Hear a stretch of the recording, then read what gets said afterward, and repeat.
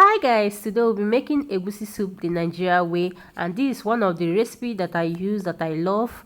So watch this video to the end and learn about this recipe and you will enjoy it. So let's begin.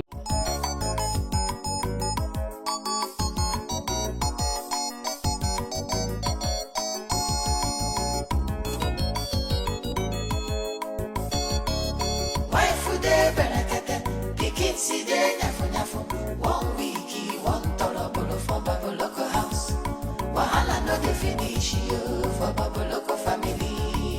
Wife de berekete, pikin si de nyafu nyafu.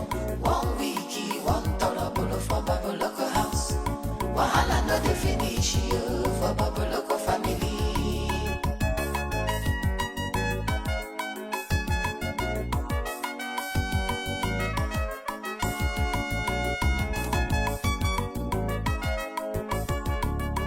Wife de berekete.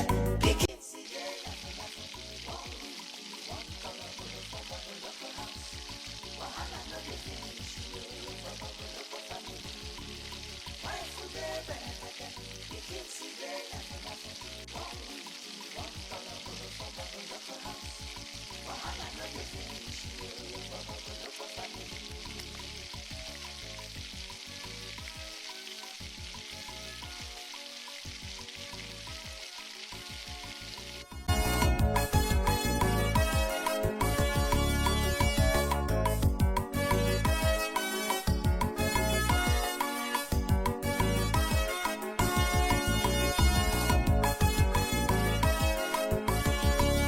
Wife de berekete, pikin si de nyafu nyafu, 1 week, 1 torobolo for Baboloko house. Wahala no dey finish you for Baboloko family.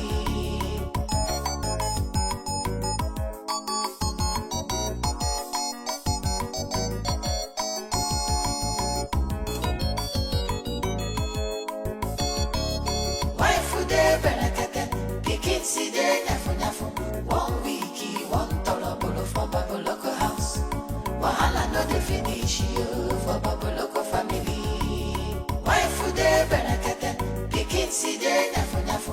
1 week, 1 torobolo for Baboloko house. Wahala no dey finish you for Baboloko family.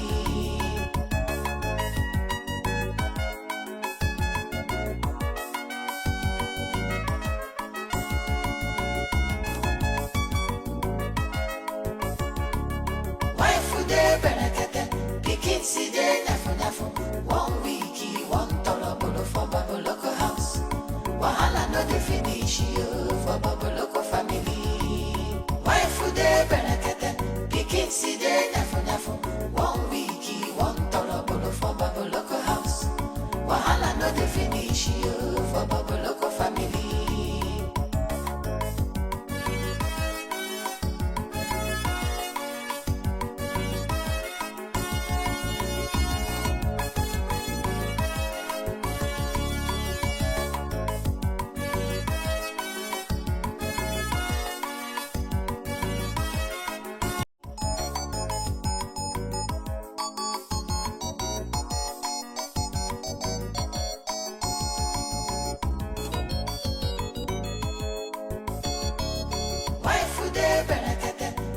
Si de nyafu nyafu, 1 week, 1 torobolo for Baboloko house.